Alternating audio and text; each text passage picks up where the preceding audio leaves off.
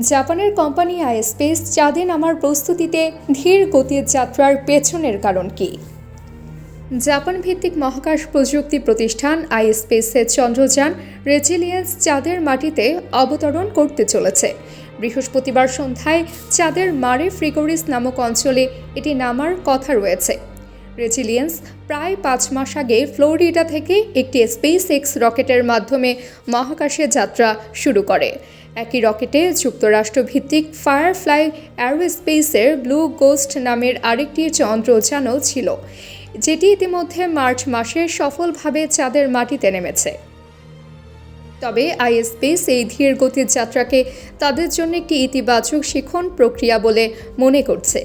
কোম্পানির প্রধান আর্থিক কর্মকর্তা জাম্পেই নোজাকি বলেন, প্রতিদিনই নতুন কিছু শেখার সুযোগ মিলছে।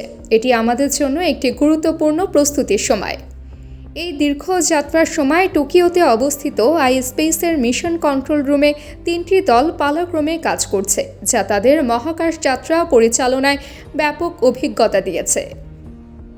তবে এমন দীর্ঘমেয়াদী যাত্রার ঝুঁকিও রয়েছে।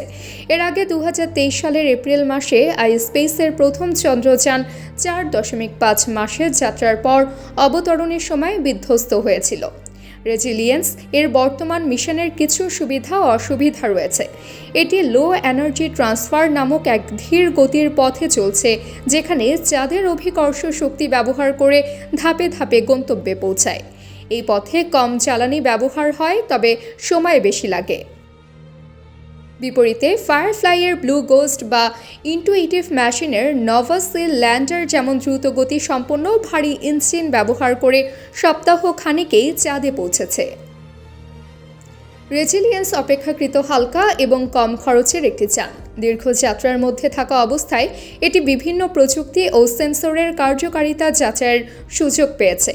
তবে দীর্ঘ সময় মহাকাশে থাকার কারণে যন্ত্রপাতি অতিরিক্ত রেডিয়েশন ও তাপমাত্রার তারতম্যের মুখে পড়ে ক্ষতিগ্রস্ত হওয়ার ঝুঁকিতে থাকে।